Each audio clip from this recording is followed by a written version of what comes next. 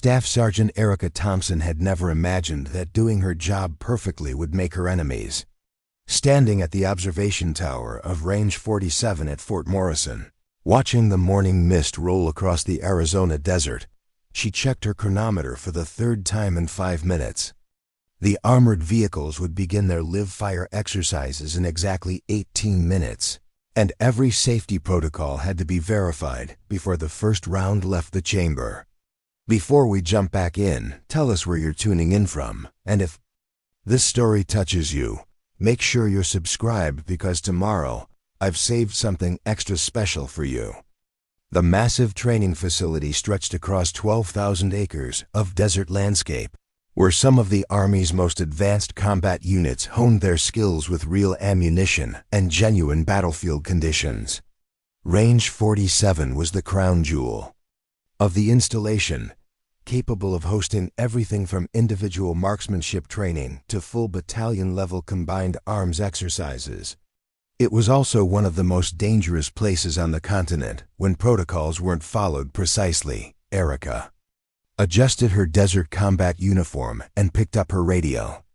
Tower to ground control, conducting final safety sweep. All personnel report status. Her voice carried the calm authority of someone who had overseen hundreds of live-fire exercises without a single safety incident. In a profession where mistakes, measured in fractions of seconds, could cost lives, her record was legendary. Ground control to tower, all safety barriers confirmed secure, came the response from Sergeant First Class Michael Rodriguez, her most trusted safety coordinator. Impact area clear, medical team standing by, ammunition handlers ready for inspection. The radio crackled with additional confirmations from spotters positioned throughout the range. Each voice represented years of training, hundreds of hours of safety instruction, and absolute trust in the system Erica had refined over her 8-year tenure as range safety officer.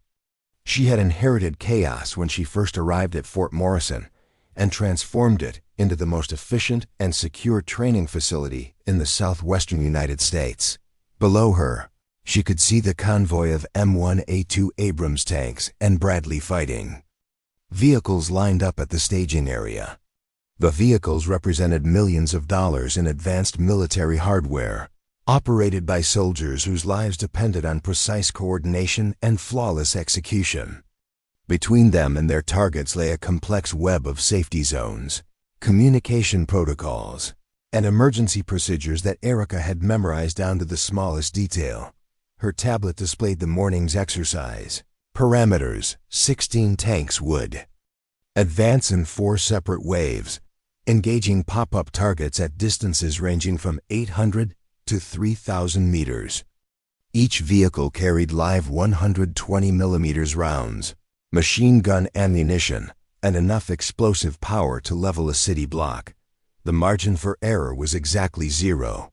Tower, this is Captain Jennifer Walsh, Exercise Control. We're showing all green lights for commencement. Request permission to begin approach to the firing line. Walsh's voice carried the crisp efficiency of an officer who had run similar exercises dozens of times.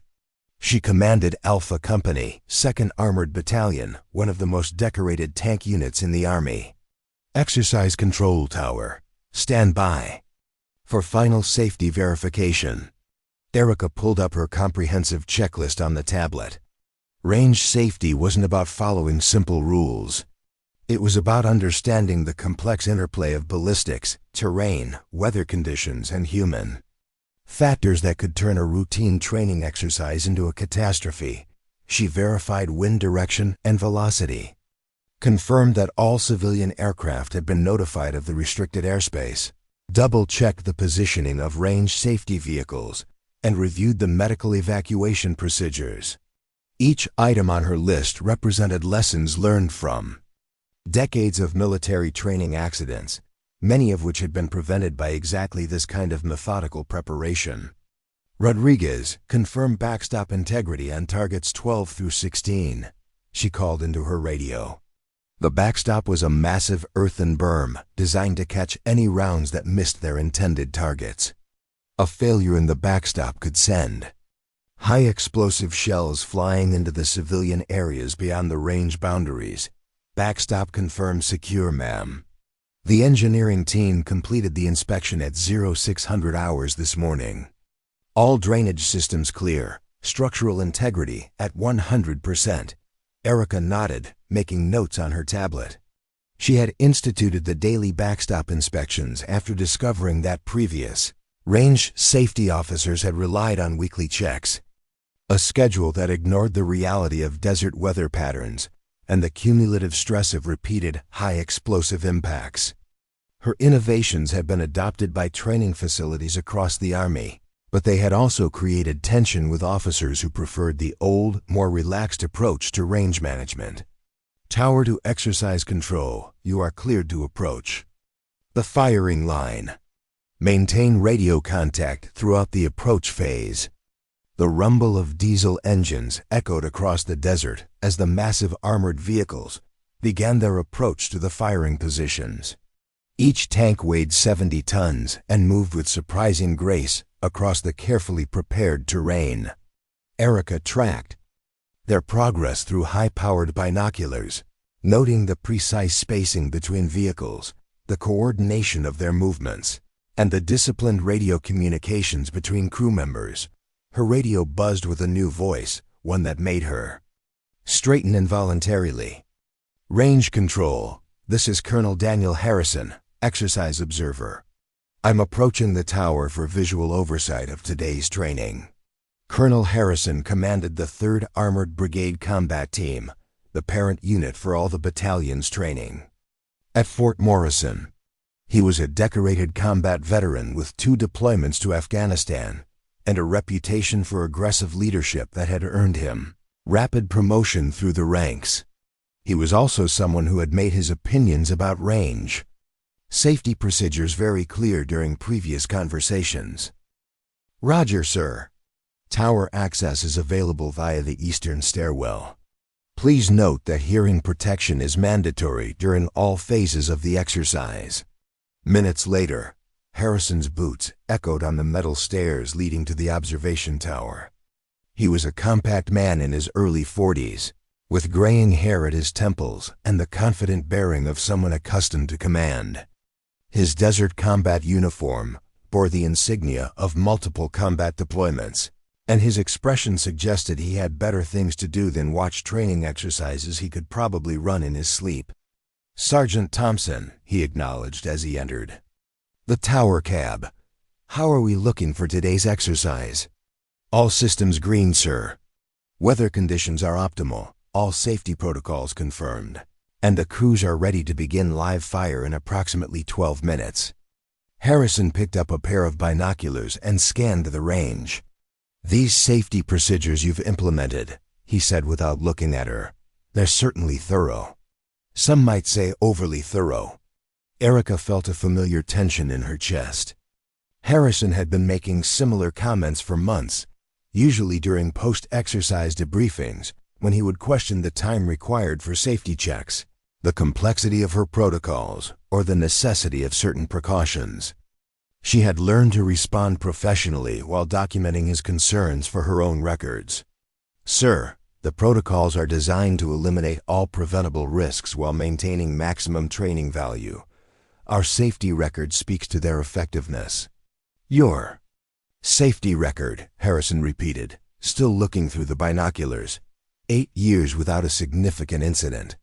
That's either impressive competence or excessive caution preventing realistic training conditions. The comment hung in the air, like desert heat. Erica understood the implication perfectly. Harrison believed that her safety measures were hampering the combat readiness of his units, that her insistence on following every protocol was creating soldiers who couldn't adapt to the chaos of real combat. It was an argument she had heard before, usually from officers who had never seen the aftermath of a training accident. Sir, realistic training and safe training aren't mutually exclusive. These protocols ensure that soldiers can focus on tactical problems without worrying about preventable hazards. Harrison lowered his binoculars and looked at her directly for the first time. In combat, Sergeant Thompson, There are no safety protocols. There are no perfect conditions. There are no guarantees that every system will work exactly as designed. Sometimes I wonder if we're doing these soldiers a disservice by creating training environments that are too controlled, too predictable. Colonel, with respect, these soldiers will face unpredictable dangers in combat. They shouldn't face preventable ones in training. Preventable, Harrison repeated, his voice carrying a slight edge. That's an interesting word choice. It assumes that every risk can be eliminated, every variable controlled. Real leadership sometimes requires accepting calculated risks to achieve important objectives. The radio crackled with Captain Walsh's voice. Exercise control to tower. All vehicles in position at firing line. Request permission to commence live fire. Erica glanced at her tablet, confirming that all safety requirements had been met. Every indicator showed green. Every protocol had been followed. Every precaution was in place. Exercise control tower. You are cleared to commence live fire. Execute at your discretion. The first tank fired with a tremendous crack that echoed across the desert, followed immediately by the whistle of the high-explosive round racing toward its target. 3 seconds later, a distant explosion marked a direct hit on the steel target silhouette. The coordination was flawless, the execution perfect. As the exercise continued, Harrison remained in the tower, occasionally making comments about the pace of the training, the intervals between firing sequences, or the time required for safety checks between different phases of the exercise. Each comment was professionally delivered, but Erica detected a pattern of criticism that seemed designed to establish a record of disagreement with her methods.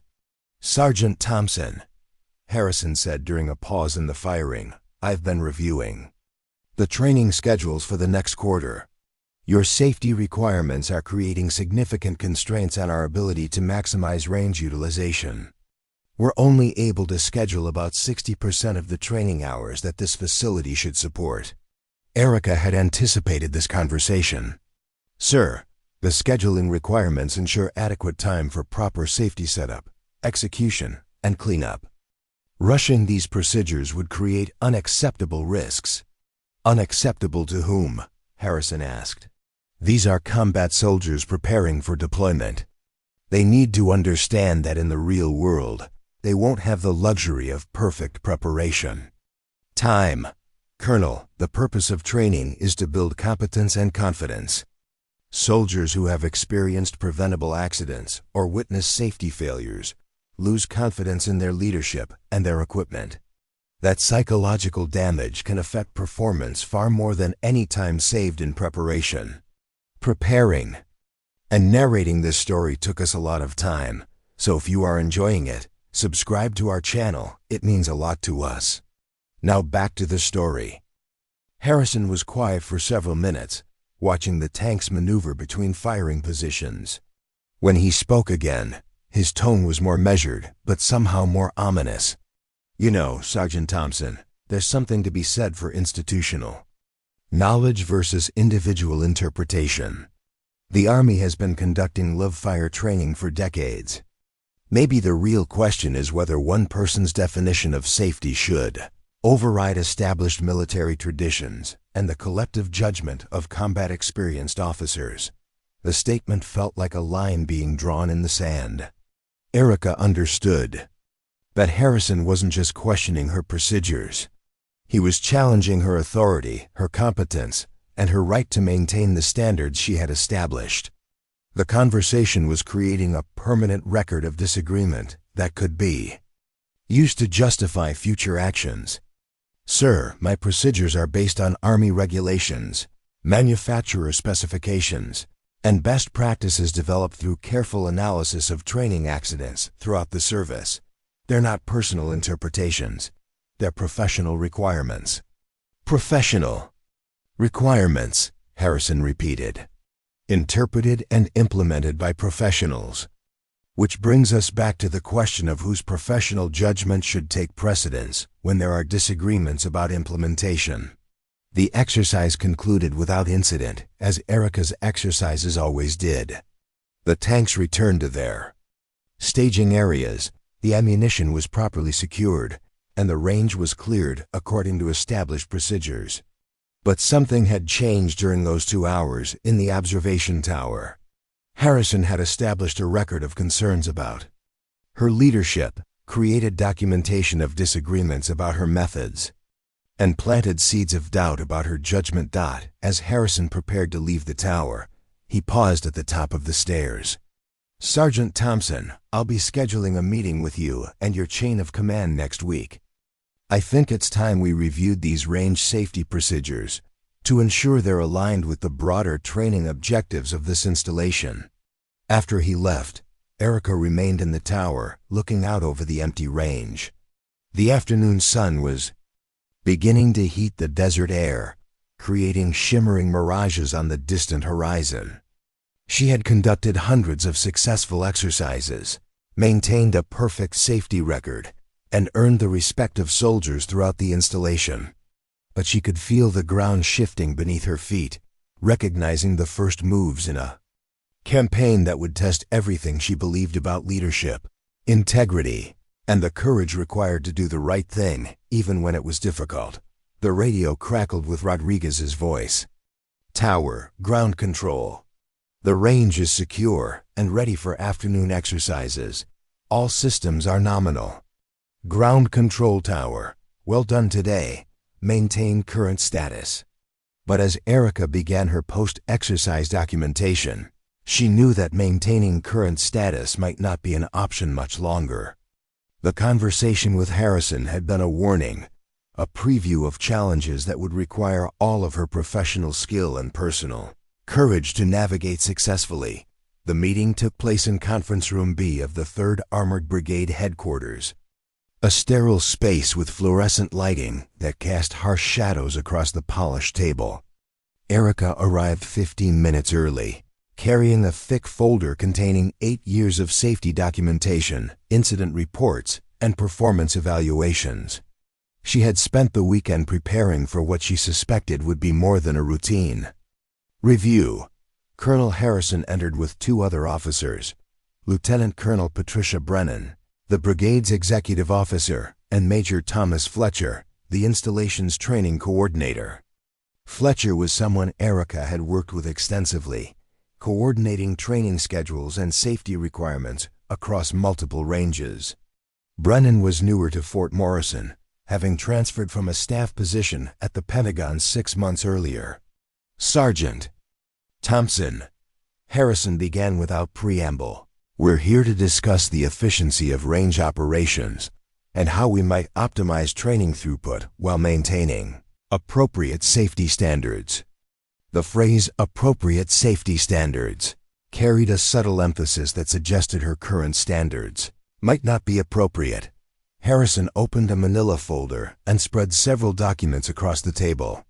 "I've been analyzing range utilization data for the past year. Range 47, under your supervision, operates at approximately 63% of its theoretical capacity. Other comparable facilities at installations like Fort Hood and Fort Irwin are achieving utilization rates above 80%. Erica had anticipated this argument. "Sir, those facilities have different mission requirements, terrain characteristics, and safety considerations. Range 47 handles more complex combined arms, exercises with higher caliber ammunition, and more diverse vehicle platforms. The safety protocols reflect those realities, do they?" Harrison asked, his tone suggesting genuine curiosity, but his eyes revealing something else entirely. "Or do they reflect an overly cautious interpretation of safety requirements that prioritizes theoretical risks over practical training needs?" Major Fletcher shifted uncomfortably in his chair. He had seen the results of Erica's safety protocols firsthand, had worked with range safety officers at other installations, and understood the complexity of managing live-fire exercises. "Colonel, if I may, Sergeant Thompson's safety record is exceptional. We haven't had a significant incident on Range 47 in 8 years." "Major Fletcher raises an interesting point," Harrison replied. The absence of incidents could indicate effective safety management, or it could indicate that we're not pushing training scenarios hard enough to approximate combat conditions. How do we differentiate between appropriate caution and excessive risk aversion? Lieutenant Colonel Brennan spoke for the first time. Sergeant Thompson, could you walk us through a typical safety protocol sequence? I'm particularly interested in understanding which requirements are mandated by regulation versus which represent your interpretation of best practices. The question was more sophisticated than Erica had expected. Brennan was asking her to differentiate between what she was required to do and what she chose to do, potentially creating a distinction that could be used to argue that some of her procedures were unnecessary additions rather than essential requirements. Ma'am, the protocols integrate regulatory requirements with lessons learned from training accidents throughout the Army. For example, the double verification of backstop integrity isn't explicitly required by current regulations, but it prevents the type of structural failure that caused 3 fatalities at Fort Carson in 2019. So you're acknowledging that some of your procedures exceed regulatory requirements? Harrison asked, making a note on his legal pad. Sir, they exceed minimum regulatory requirements because minimum requirements are designed to be broadly applicable across different types of ranges and training scenarios. Range 47 specific characteristics require additional precautions to ensure equivalent safety levels. Harrison leaned back in his chair, a slight smile playing at the corners of his mouth. That's an interesting perspective, Sergeant Thompson. You're essentially arguing that your professional judgment should override established Army standards when you deem additional precautions necessary. The phrasing was a trap, and Erica recognized it immediately. If she agreed, she would be admitting to exceeding her authority. If she disagreed, she would be contradicting her previous explanation of why her procedures were necessary. Sir, I'm applying established Army standards to the specific conditions and requirements of Range 47. The goal is to achieve the safety levels intended by those standards, not to minimize the procedures required to achieve them. But who determines what safety levels are intended? Brennan asked. If regulations specify certain requirements, isn't it presumptuous to assume that additional requirements are necessary to achieve the regulator's intent? Major Fletcher looked increasingly uncomfortable. Ma'am, with respect, Sergeant Thompson's approach has produced measurable results. Our safety statistics are among the best in the Army, and our training effectiveness ratings remain high despite the thorough safety procedures. Training effectiveness, Harrison repeated, pulling out another document. Let's examine that claim. I have feedback from multiple unit commanders who have expressed concerns about the pace and realism of training conducted on Range 47. Captain Anderson from Bravo. Company reported that the extended safety briefings and preparation time reduced his available training hours by 30% compared to similar exercises at other installations. Erica felt her chest tighten. Captain Anderson had never mentioned any concerns to her directly, had never filed a formal complaint, had never suggested that safety procedures were affecting his training objectives. If Harrison was receiving complaints from unit commanders, they were being channeled through back channels designed to bypass her involvement and prevent her from addressing concerns directly. Sir, I would welcome the opportunity to discuss any concerns directly with Captain Anderson or other unit commanders.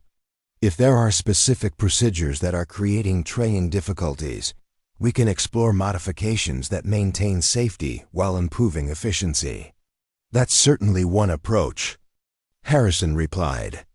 Another approach would be to examine whether the range safety officer position requires someone with your particular interpretation of safety requirements, or whether different leadership might achieve better balance between safety and training.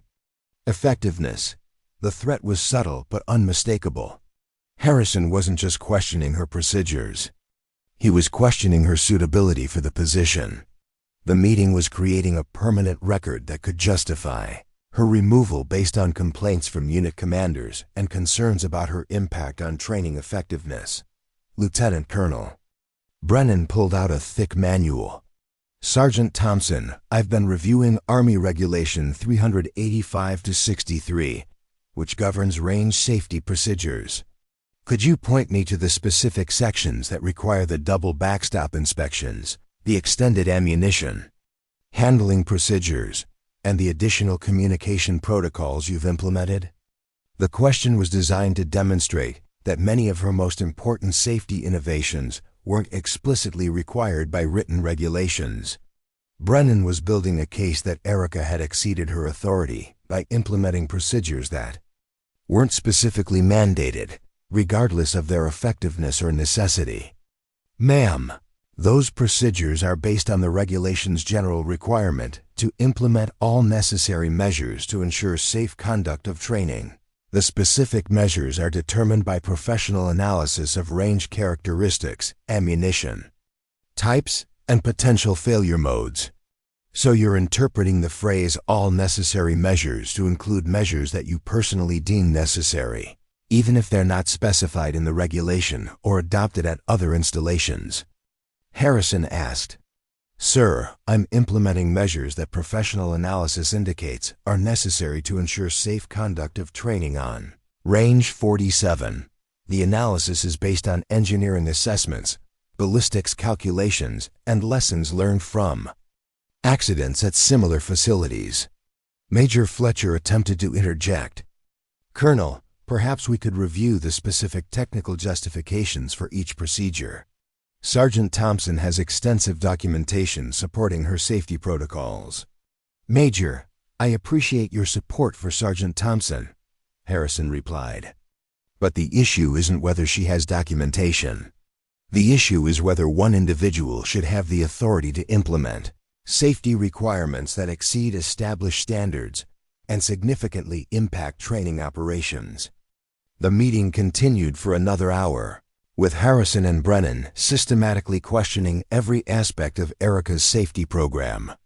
They asked about costs, training delays, personnel requirements, and impact on unit readiness. Each question was professionally delivered, but collectively they created a comprehensive critique of her leadership and judgment.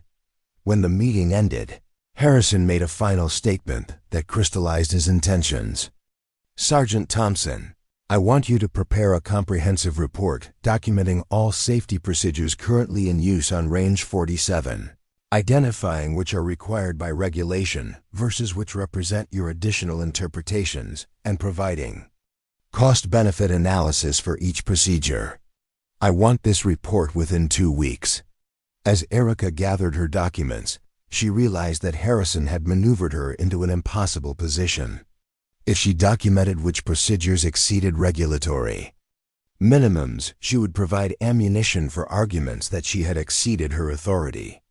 If she failed to differentiate between required and additional procedures, she would appear unresponsive to legitimate command concerns.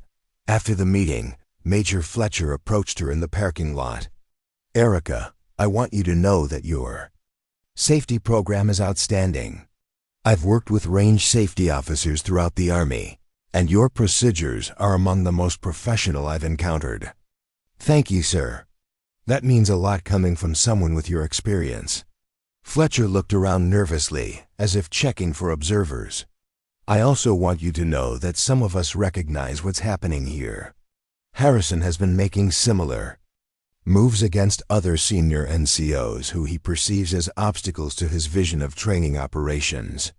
You're not the first, and you probably won't be the last.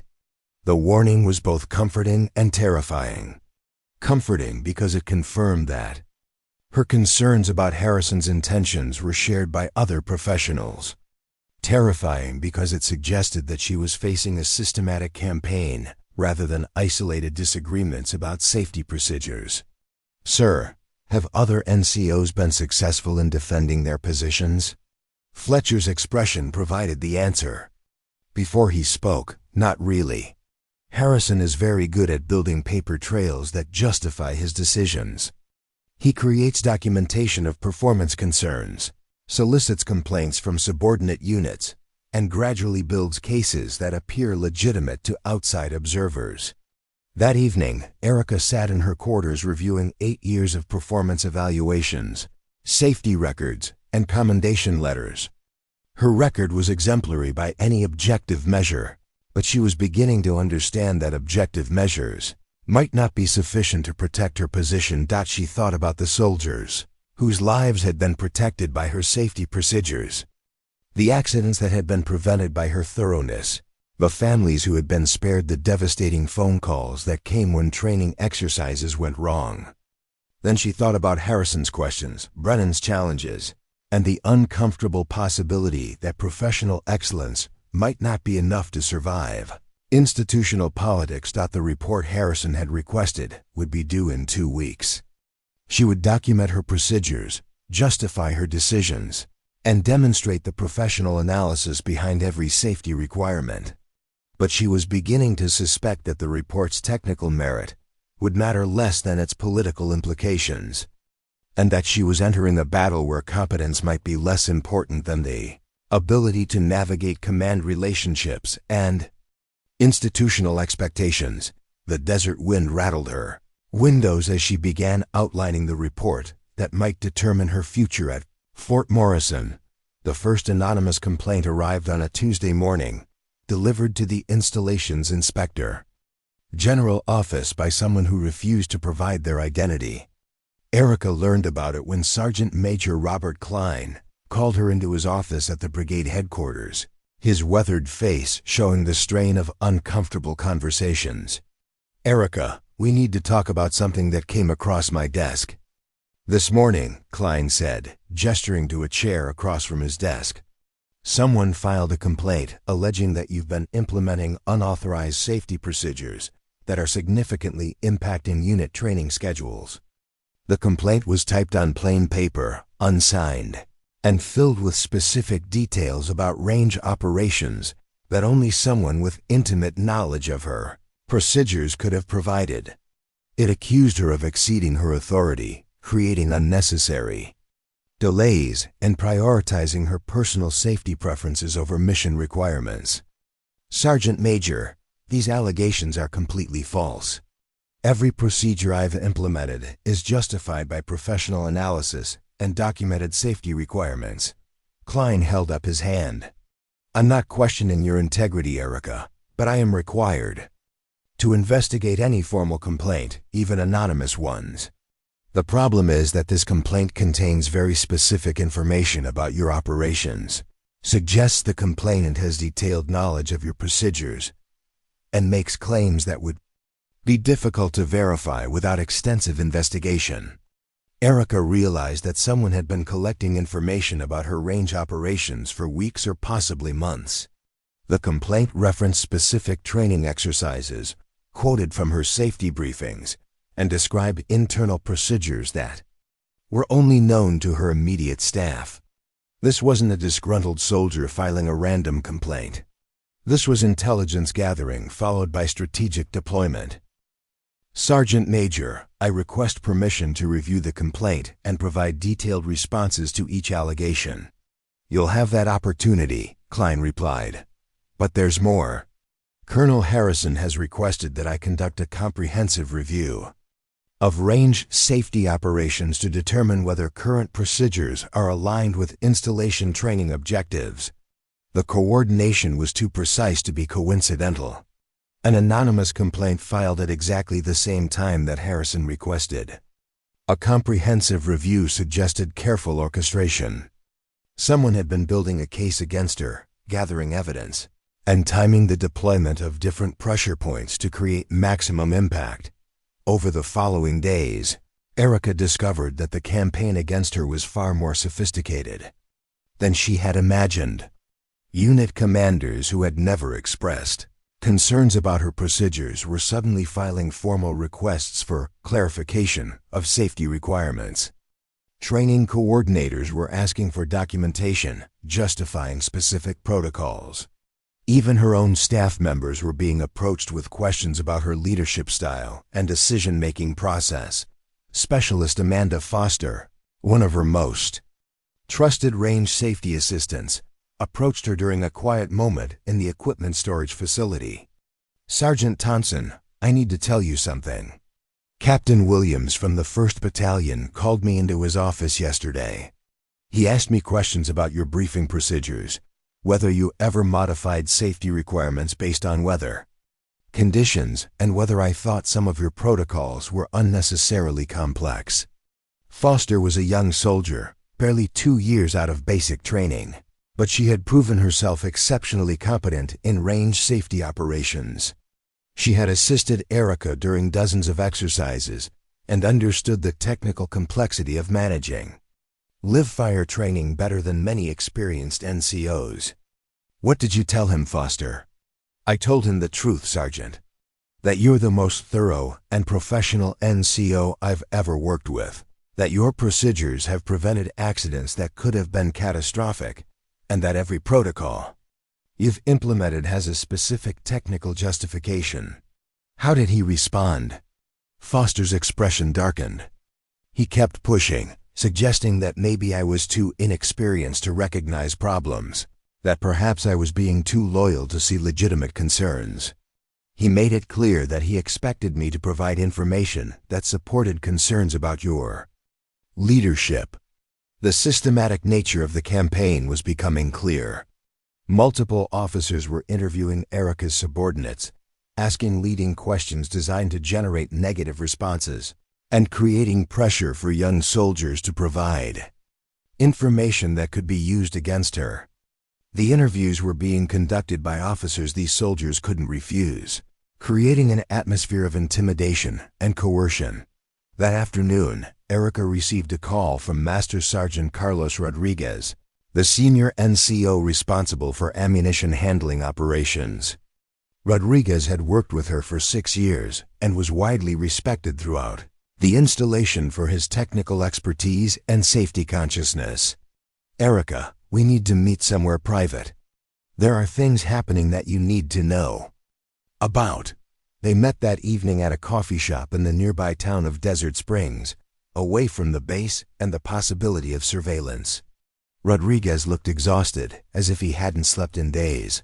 "Carlos, what's going on?" "Someone's been going through ammunition handling records for the past 2 years, looking for any discrepancies or irregularities that could be attributed to safety protocol delays.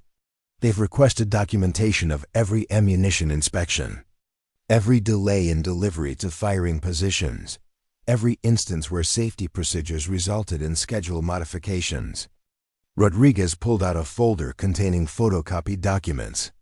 "Major Fletcher warned me that this was coming, suggested I make copies of critical records before they could be altered or misinterpreted. Look at this." The documents showed a pattern of selective record-keeping that painted Erica's safety procedures in the worst possible light. Training delays were documented without context about weather conditions or equipment failures that had necessitated the delays. Safety protocol implementation was recorded without explanation of the specific hazards that had triggered additional precautions. Complex technical decisions were reduced to simple statistics that suggested inefficiency rather than thoroughness. "Carlos, this is a deliberate misrepresentation of our operations. These records don't show the accidents we prevented, the equipment failures we caught before they became dangerous, or the lives we protected by following proper procedures. I know that, and you know that, but someone reading these records without context would conclude that you're creating unnecessary delays and exceeding your authority." Rodriguez showed her additional documents that revealed the scope of the investigation. Someone had been analyzing her communications, reviewing her training records, and interviewing soldiers throughout the installation. The investigation wasn't limited to range safety operations. It included her entire professional history, her personal relationships, and her interactions with subordinates and superiors. "Erica, there's something else. I heard through back channels that Colonel Harrison has been in contact with range safety officers at other installations, asking questions about industry standard practices and whether your procedures are consistent with operations elsewhere." This was the most disturbing revelation yet. Harrison was building a case that her safety procedures were not just excessive, but uniquely excessive compared to accepted practices throughout the Army. He was creating a narrative that portrayed her as an outlier whose personal interpretation of safety requirements was creating problems that didn't exist at properly managed facilities. The next morning brought a formal notification that sent a chill through Erica's entire professional world. She was summoned to report to the Installation Inspector General's office for an official interview regarding allegations of misconduct in the performance of her duties. The interview was scheduled for the following Monday, giving her exactly 5 days to prepare her defense. The notification was accompanied by a list of specific allegations that revealed the full scope of the campaign against her. She was accused of implementing unauthorized safety procedures, exceeding her authority in range management decisions, creating unnecessary training delays, and demonstrating poor judgment in interactions with unit commanders. Each allegation was supported by anonymous complaints, statistical analysis, and testimony from unnamed witnesses. That weekend, Erica worked 18-hour days preparing her response to the allegations. She reviewed 8 years of safety records, compiled documentation of accidents prevented by her procedures, and assembled technical justifications for every protocol she had implemented. She contacted manufacturers for equipment specifications, researched accident reports from other installations, and consulted with safety experts throughout the Army. But as she prepared her defense, she realized that she was fighting more than just formal allegations. She was fighting a carefully constructed narrative that portrayed competence as incompetence, thoroughness as obstruction, and professionalism as insubordination. The campaign against her had been designed to exploit the natural tendency of busy officers to accept simplified explanations for complex technical issues. Master Sergeant Rodriguez visited her quarters on Sunday evening, bringing coffee and moral support. "Erica, I've been thinking about this situation, and I want you to know that there are a lot of people who recognize what's happening here. This isn't about safety procedures or training efficiency. This is about eliminating someone who has standards that make other people uncomfortable. Carlos, I appreciate the support, but I'm not sure it will matter. Harrison has built a comprehensive case, involved multiple officers in the investigation, and created documentation that appears legitimate to anyone who doesn't understand the technical complexity of range safety operations. Maybe, but he's also made a mistake. He's gone after someone with an impeccable record, someone who has saved lives and prevented accidents, someone who is respected by soldiers throughout this installation. The more people learn about what's really happening, the more they'll understand that this is about politics, not performance." Rodriguez was right about one thing. Word was spreading throughout the installation about the investigation. Soldiers who had worked with Erica were talking about her professionalism, her competence, and her commitment to their safety. Unit commanders who had never worked directly with her were learning about her record and questioning the allegations against her. But Erica also understood that institutional momentum was difficult to reverse once it began building. Harrison had created a situation where defending her would require other officers to challenge his judgment, question his allegations, and potentially risk their own careers. The path of least resistance was to accept his narrative and allow the investigation to proceed toward its predetermined conclusion. As she prepared for Monday's interview, Erica thought about the soldiers whose lives had been protected by her thoroughness, the families who had been spared tragedy by her professionalism, and the principles that had guided her throughout her military career. She would defend herself with facts, documentation, and professional integrity. But she was beginning to understand that in institutional politics, those qualities might not be sufficient to overcome a well-orchestrated campaign designed to eliminate inconvenient excellence. The desert wind outside her quarters carried the distant sound of artillery fire from the night training ranges, a reminder that somewhere in the darkness, Soldiers were depending on range safety officers to protect them while they prepared for combat. Tomorrow she would discover whether the army she served was still capable of protecting the people who protected its soldiers. The Inspector General's office occupied the ground floor of Building 1247, a nondescript concrete structure that housed the installation's most sensitive administrative functions. Erica arrived at precisely 0800 hours, carrying a briefcase containing 8 years of documentation that she hoped would vindicate her professional decisions. The morning air was crisp with the promise of another scorching Arizona day, but she felt cold despite her dress uniform. Lieutenant Colonel Sarah Bennett, the Installation Inspector General, was a tall woman with prematurely gray hair and the careful demeanor of someone who had spent years investigating military personnel.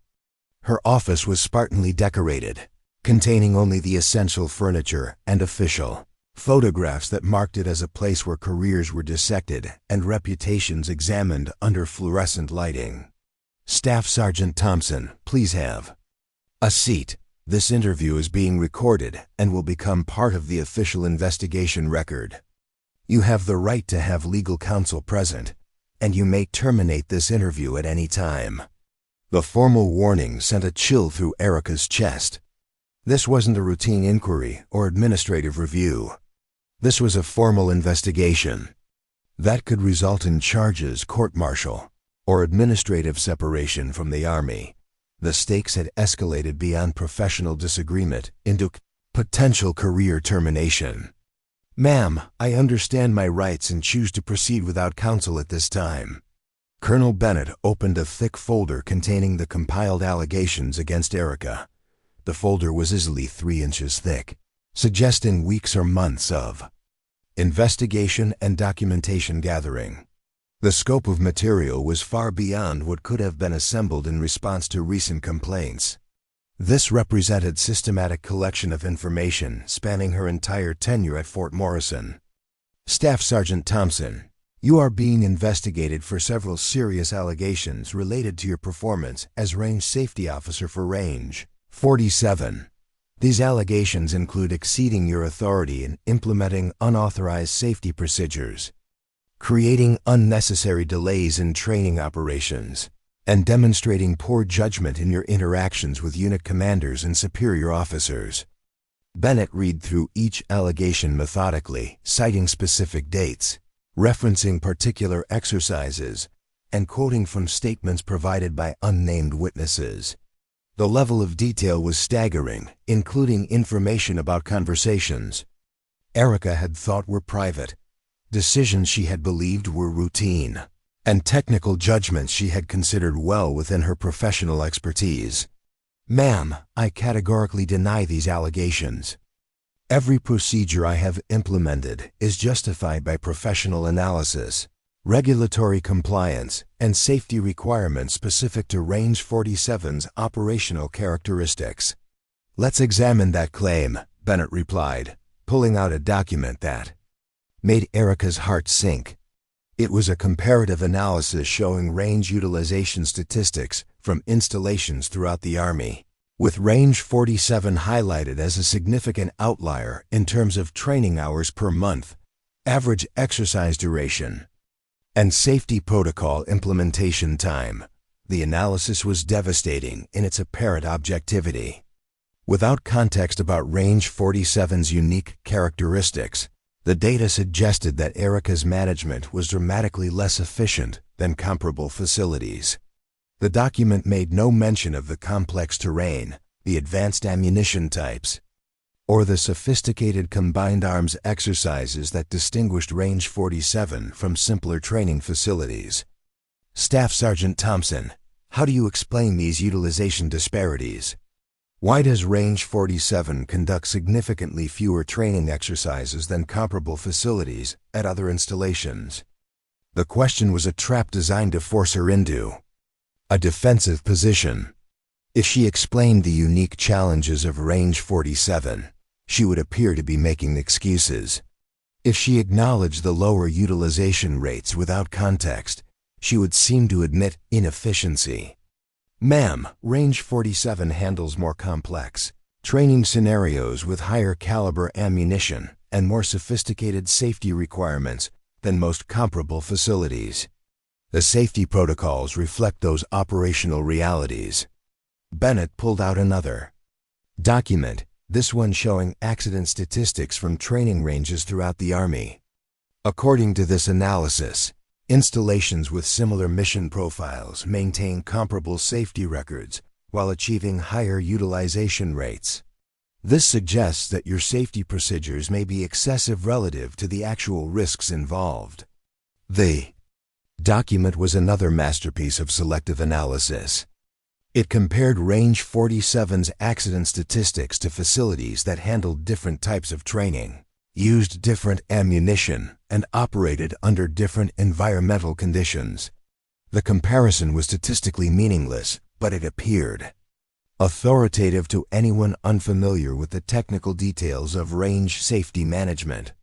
Ma'am, I respectfully request the opportunity to provide detailed technical analysis demonstrating why those comparisons are not valid for Range 47 specific operational requirements. That opportunity may be available through appropriate channels, Bennett replied dismissively. For now, I'm more interested in understanding your decision-making process. Can you explain why you implemented double backstop inspections when Army regulations require only single inspections?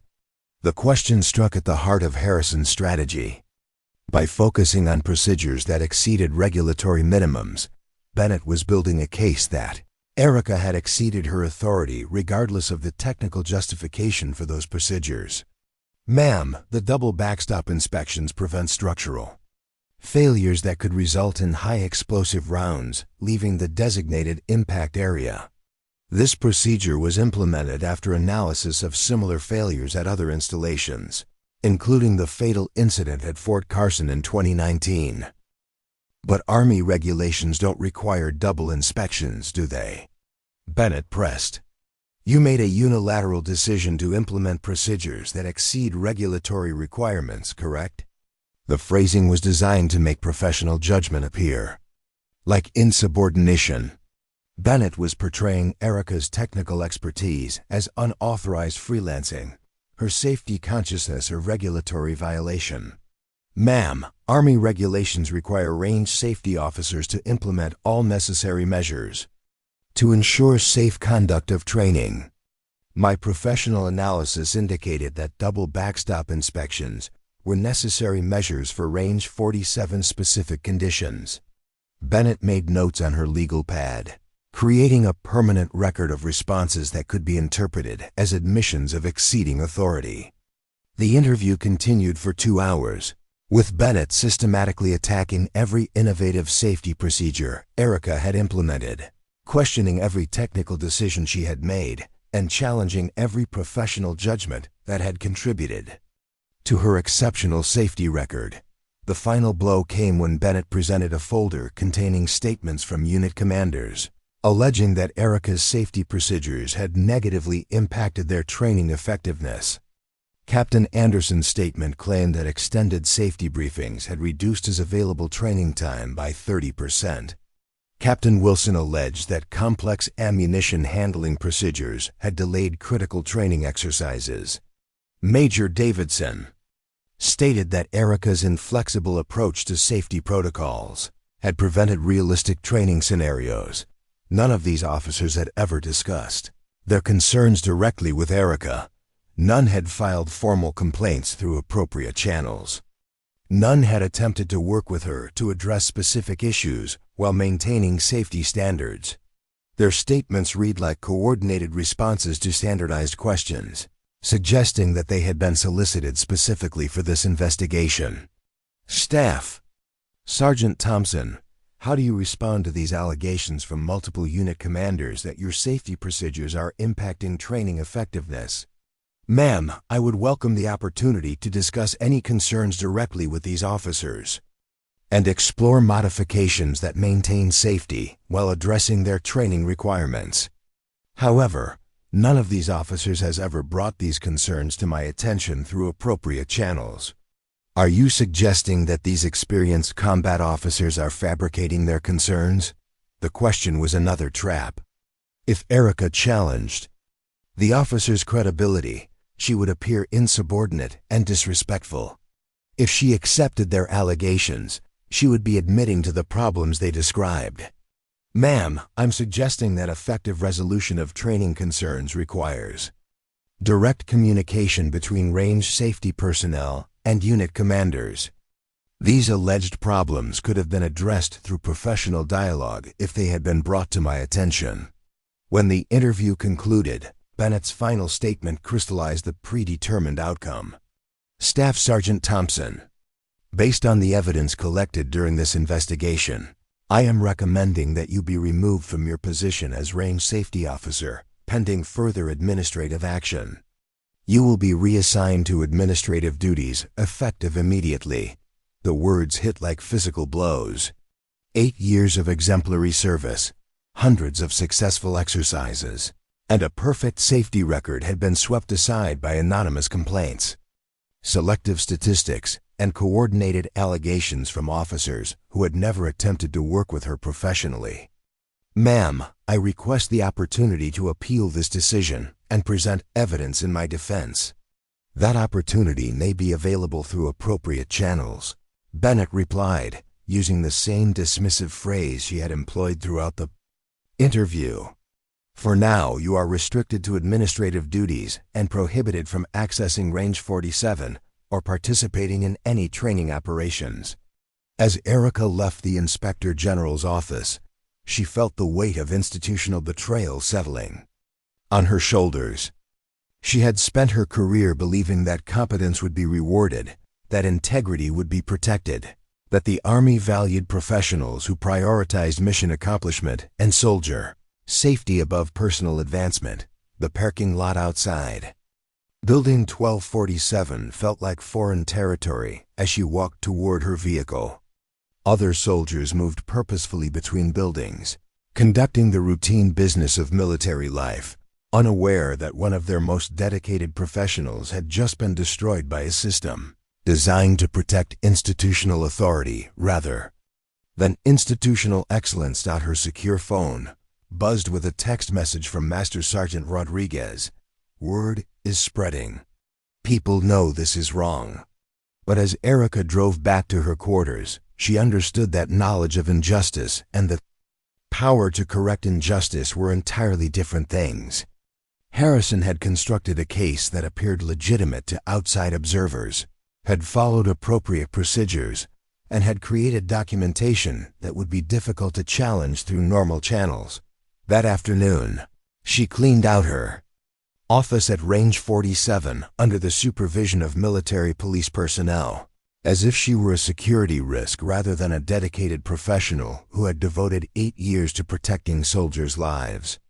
Her personal effects fit into 2 cardboard boxes: photographs of successful training exercises, commendation letters from grateful unit commanders, and technical manuals she had studied to improve her professional competence. As she carried the boxes to her car, she passed Specialist Foster, who was standing at attention with tears streaming down her face.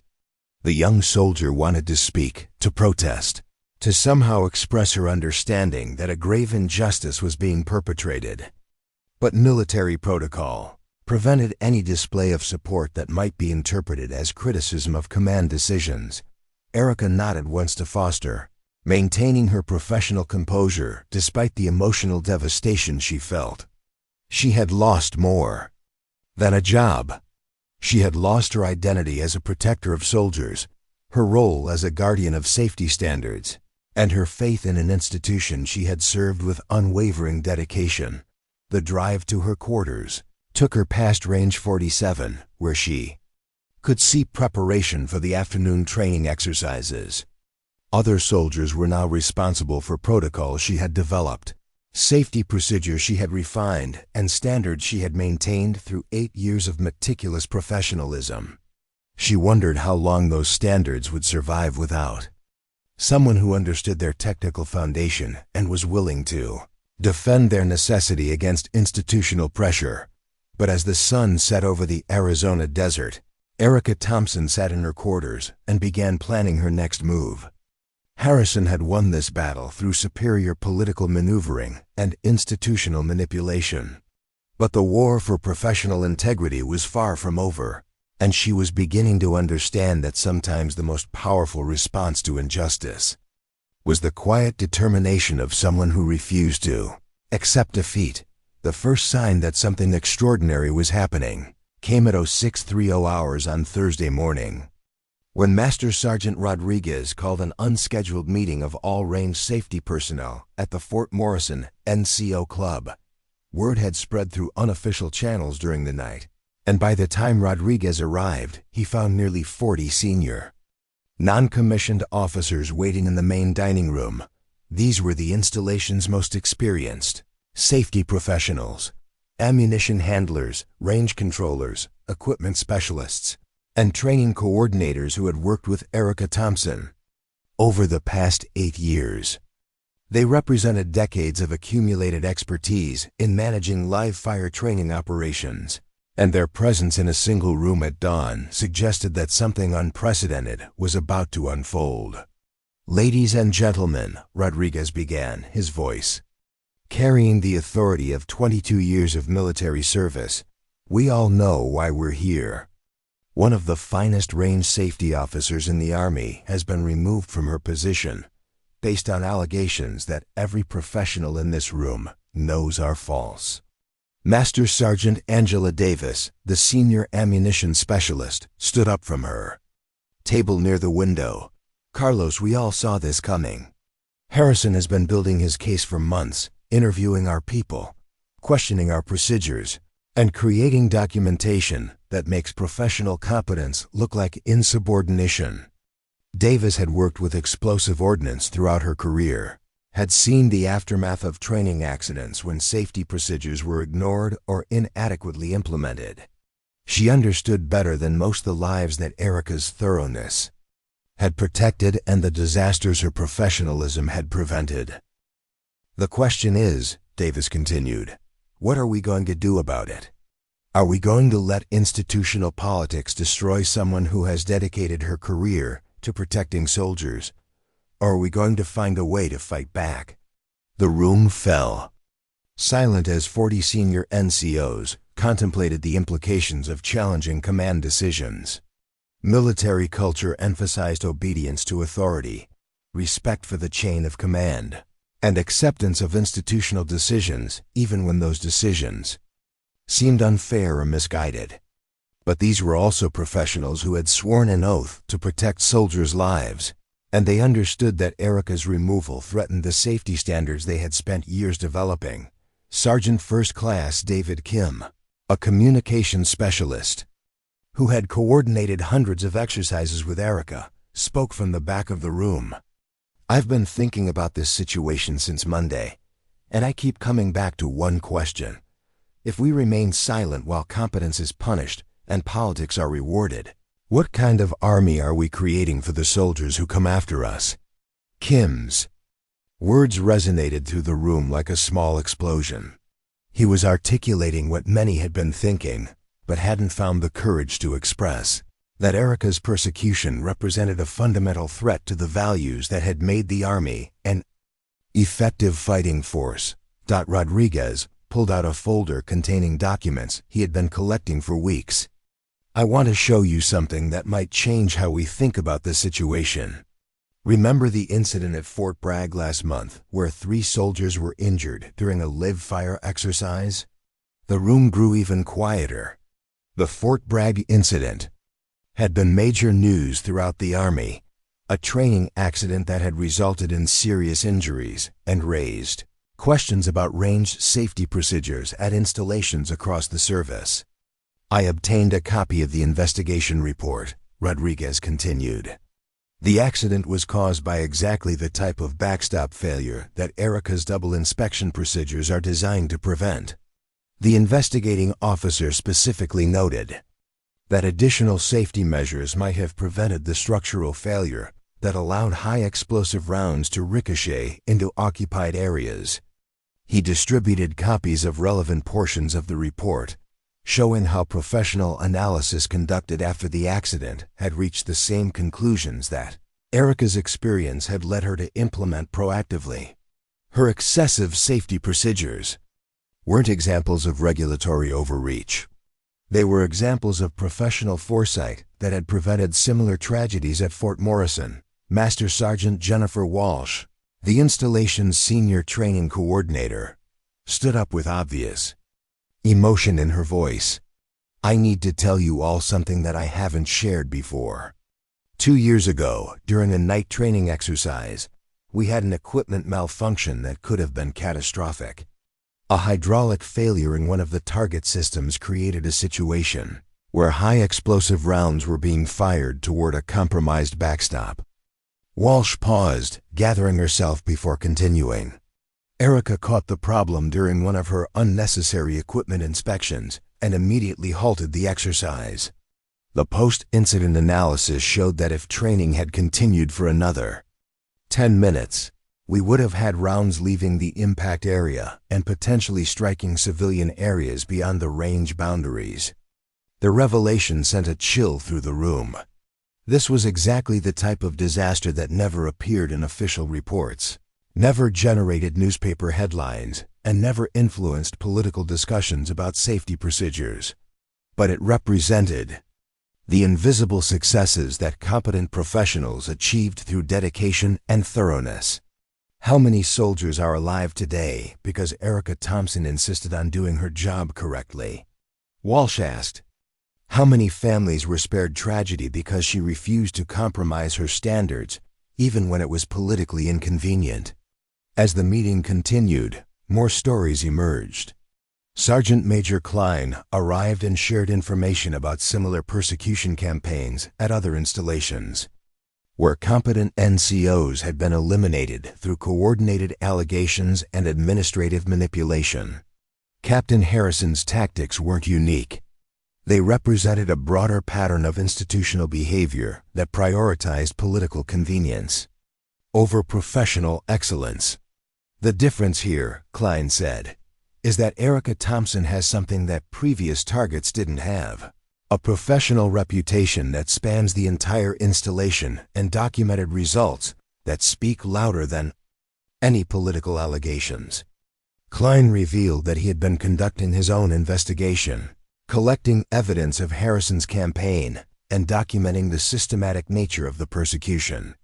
He had interviewed soldiers throughout the installation, reviewed training records, and compiled a comprehensive analysis of Erica's actual performance versus the allegations against her. "I have testimony from over 50 soldiers attesting to Erica's professionalism, competence, and dedication to their safety. I have documentation showing that every safety procedure she implemented was technically justified and professionally sound. And I have evidence that Colonel Harrison deliberately solicited negative statements while ignoring positive feedback from the same unit commanders." The evidence Klein presented painted a picture of institutional corruption that extended far beyond disagreements about safety procedures. Harrison had abused his authority to destroy a subordinate's career, violated the trust of soldiers who depended on professional leadership, and compromised the safety standards that protected lives during training operations. But Klein also revealed something that changed the entire dynamic of the situation.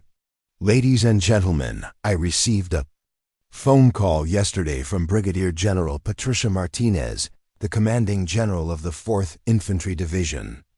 General Martinez has been following this situation through back channels, and she's very interested in understanding how one of the Army's most exemplary range safety officers came to be removed from her position."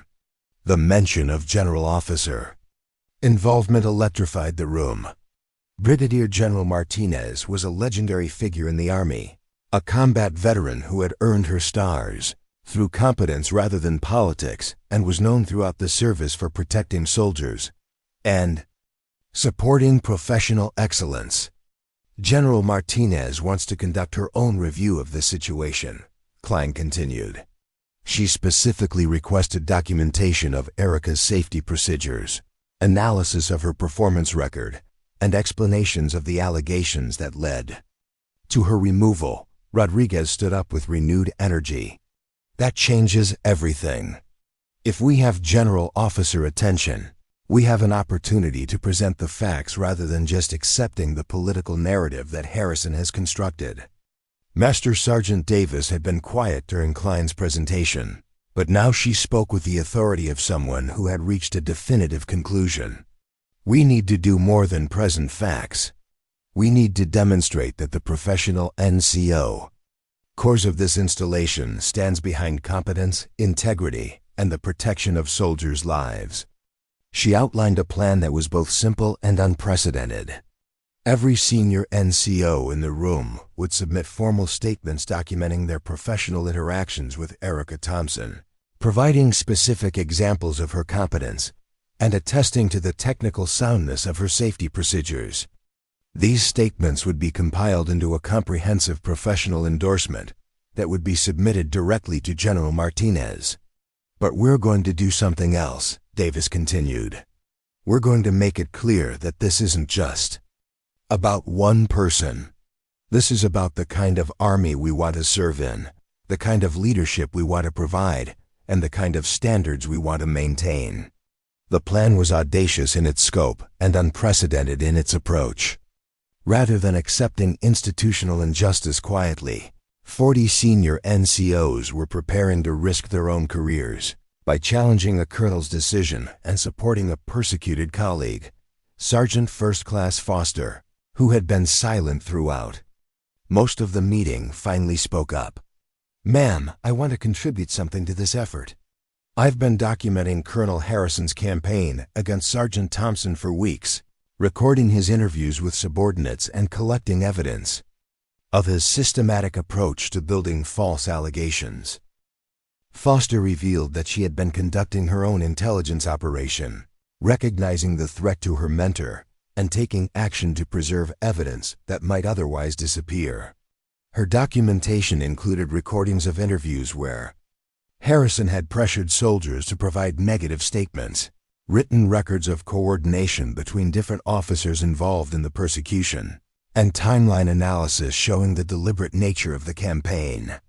"I also want to submit a formal complaint against Colonel Harrison for abuse of authority, violation of regulatory procedures, and conduct prejudicial to good order and discipline," Foster announced. "If we're going to fight this battle, we should fight it completely." The meeting concluded with a sense of purpose that transcended individual career concerns.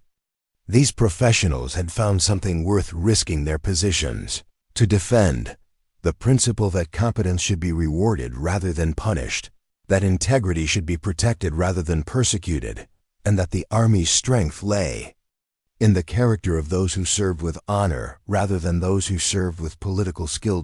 As they left the NCO club, Rodriguez pulled aside several of the senior participants. "We need to understand that what we're doing is unprecedented. We're challenging not just one colonel's decision, but an entire institutional culture that allows political considerations to override professional merit." Master Sergeant Davis nodded. "Carlos, that's exactly why we have to do this.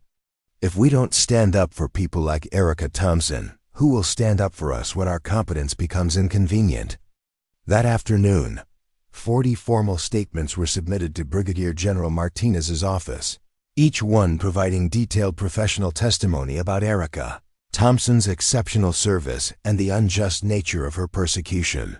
The statements were accompanied by Foster's evidence of Harrison's systematic campaign and Klein's analysis of the institutional failures that had allowed the persecution to succeed. But the senior NCOs did something else that afternoon that would be remembered throughout the Army for years to come.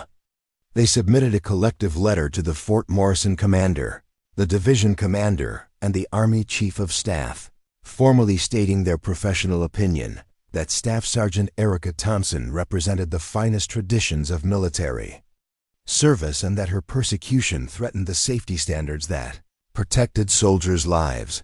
The letter was unprecedented in its directness, its scope, and its willingness to challenge institutional authority in defense of professional excellence. It represented a moment when the Army's senior enlisted leadership chose conscience over convenience, integrity over institutional protection, and professional standards over political expediency. As word of the collective action spread throughout Fort Morrison, soldiers began to understand that something extraordinary was happening. The installation's most respected NCOs had put their careers on the line to defend a colleague, challenge institutional injustice, and demonstrate that excellence would not be sacrificed quietly to political convenience. The desert sun was setting over the Arizona mountains as Erica Thompson sat in her quarters, unaware that 40 of her professional colleagues had just launched the most comprehensive defense of military integrity that Fort Morrison had ever witnessed. The call came at 0545 hours on Monday morning, waking Erica from the restless sleep that had plagued her since her removal from Range 47. The voice on the other end belonged to Colonel Michael Stevens, the Fort Morrison garrison commander, and his tone carried an urgency that sent adrenaline coursing through her system. "Staff Sergeant Thompson, I need you to report to my office immediately. Come in your dress uniform and bring any documentation related to your range safety procedures." The unusual timing and formal tone suggested something significant had happened. Overnight, Erica dressed quickly, gathering the files she had been organizing for a potential appeal, and drove through the pre-dawn darkness to the garrison headquarters. The building was unusually active for such an early hour, with staff officers moving purposefully between offices and vehicles. Arriving in the parking lot with senior personnel she didn't recognize, Colonel Stevens' office was crowded when she arrived. In addition to Stevens himself, she saw Brigadier General Patricia Martinez, whose presence explained the unusual level of activity. General Martinez was a compact woman in her early 50s, with steel-gray hair and the bearing of someone who had earned respect through competence rather than politics. Her combat patch indicated service in Iraq and Afghanistan, and her reputation throughout the Army was legendary. Also present were Lieutenant Colonel Patricia Brennan, who had participated in the original interrogation that began Erica's persecution, and a colonel she didn't recognize wearing the distinctive uniform of the Army's Criminal Investigation Division. The atmosphere in the room was electric with tension and barely contained energy.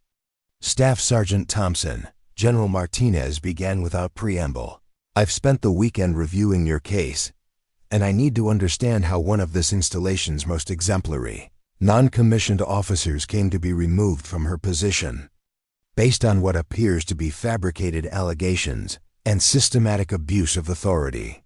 The words hit Erica like a physical force. General Martinez wasn't conducting a routine review or administrative inquiry. She was describing a criminal investigation into the persecution campaign that had destroyed Erica's career. "Ma'am, I maintain that every allegation against me was false, and that my removal was based on misrepresentation of my professional performance." General Martinez nodded, pulling out a thick folder that looked remarkably similar to the one Lieutenant Colonel Bennett had used during the Inspector General investigation. But this folder contained different documents, different analyses, and different conclusions. "Staff Sergeant Thompson, I want to show you something that came to my attention through the statements submitted by your professional colleagues." The General opened the folder to reveal a comprehensive technical analysis of Range 47 safety procedures, conducted by a team of safety engineers from the Army's Materiel Command. This analysis was requested after I read 40 separate statements from senior NCOs attesting to your competence and questioning the basis for your removal. The engineering team spent 3 days at Range 47 reviewing your procedures, analyzing the range's characteristics, and comparing your safety protocols to industry standards. The engineering report was devastating in its vindication of Erica's professional decisions. Every safety procedure she had implemented was not only justified but necessary given Range 47's unique characteristics. The double backstop inspections were essential due to the range's geological composition. The extended ammunition handling procedures were required by the advanced ordnance types used in training. Even the communication protocols that had been criticized as excessive were identified as critical safety requirements. Ma'am, this confirms what I tried to explain during the original investigation. Every procedure was based on technical analysis and professional judgment. I understand that now, General Martinez replied. But what I don't understand is how qualified investigators could have reached such different conclusions. That's where Colonel Harrison's conduct becomes relevant. The SID colonel, who had been silent until now, opened his own folder containing what appeared to be transcripts and recorded conversations. Staff Sergeant Thompson, we've been conducting a parallel investigation into Colonel Harrison's handling of your case. What we discovered suggests systematic abuse of authority and possible violations of military law. The SID investigation had uncovered evidence that Harrison had deliberately solicited negative statements while suppressing positive feedback, had provided misleading information to investigators, and had coordinated with other officers to create a false narrative about Erica's performance. The investigation included recorded conversations where Harrison discussed his intention to remove Erica regardless of her actual performance. Colonel Harrison made several critical errors, the SID colonel continued. First, he underestimated the loyalty and integrity of your professional colleagues. Second, he left a digital trail of his coordination efforts. And third, he failed to realize that his campaign would eventually attract the attention of officers who understood the technical aspects of range safety management. The evidence was overwhelming and damning. Harrison had abused his position, violated regulatory procedures, and potentially committed criminal acts in his effort to destroy Erica's career. The investigation had revealed not just individual misconduct, but institutional failures that had allowed the persecution to proceed unchallenged through normal channels. General Martinez leaned forward, her expression serious but supportive. Staff Sergeant Thompson, I want to formally apologize on behalf of the United States Army for the injustice you have suffered. Your removal was based on false allegations. Your reputation was damaged through systematic misrepresentation, and your professional competence was questioned despite overwhelming evidence of your excellence. The apology was unprecedented in its scope and formality. General officers rarely apologize to enlisted personnel, and when they did, it usually involved administrative errors rather than fundamental institutional failures. Ma'am, I appreciate the apology, but what I really want is the opportunity to return to my duties and continue protecting soldiers' lives. That opportunity is being restored immediately, General Martinez replied. You are hereby reinstated as Range Safety Officer for Range 47 with full authority and complete command support. Additionally, you are being promoted to Sergeant First Class effective immediately, and you are being awarded the Army Commendation Medal for exceptional professional competence and dedication to soldier safety. The promotion and award were gratifying, but Erica was more interested in the institutional changes that would prevent similar persecution campaigns in the future. Ma'am, what measures are being implemented to prevent other competent professionals from facing similar treatment? General Martinez smiled for the first time during the meeting. That's exactly the question I hoped you would ask, and it demonstrates why your professional colleagues were willing to risk their careers to defend you. The general outlined a comprehensive reform program that would fundamentally change how safety procedures were evaluated, how personnel complaints were investigated, and how professional competence was protected from political interference.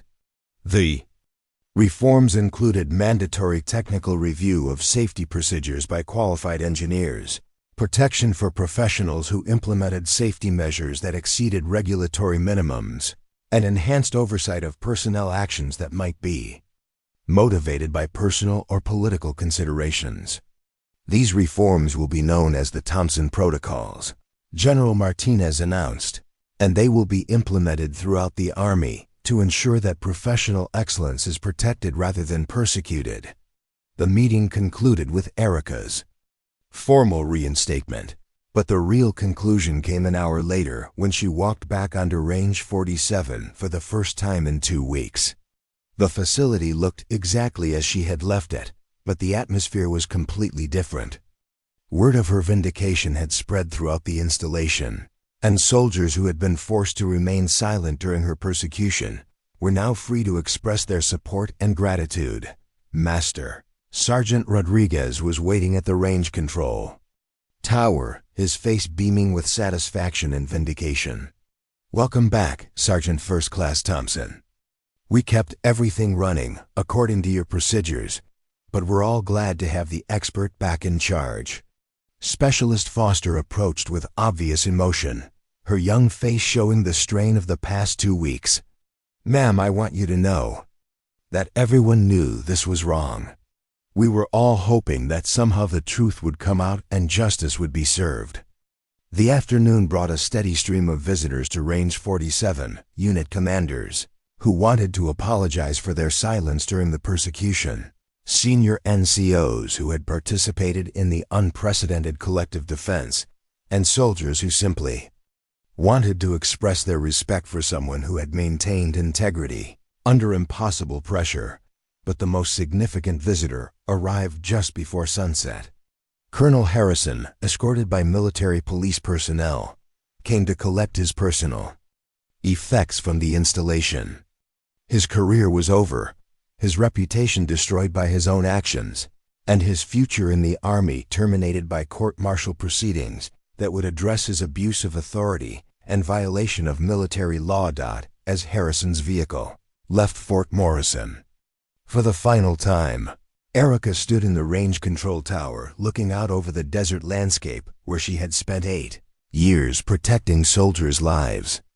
The vindication was complete, the justice was served, and the institutional reforms would prevent similar persecution campaigns in the future. Master Sergeant Davis approached the tower as darkness settled over the Arizona desert. "Erica, I want you to know that what happened here will be remembered throughout the Army. Not just your persecution and vindication, but the willingness of 40 senior NCOs to risk their careers to defend a colleague. Angela, what you all did was unprecedented and incredibly courageous. You could have remained silent and protected your own careers." Davis shook her head. "No, we couldn't have. Once we understood what was happening, remaining silent would have made us complicit in institutional corruption. Sometimes the most important battles are fought not against foreign enemies, but against the internal threats that compromise our values and endanger our people." That evening, Erica received a call from her mentor, Sergeant Major Klein, who was calling from the Pentagon, where he had been temporarily assigned to oversee implementation of the Thompson protocols throughout the Army. "Erica, I want you to know that your case has attracted attention at the highest levels of Army leadership. The Chief of Staff himself has reviewed the documentation and personally approved the reforms that will bear your name." The institutional impact was extraordinary, but Erica was most gratified by something simpler and more immediate. The next morning, she would resume her duties as Range Safety Officer for Range 47, continuing to protect soldiers' lives through professional competence and unwavering dedication to safety standards.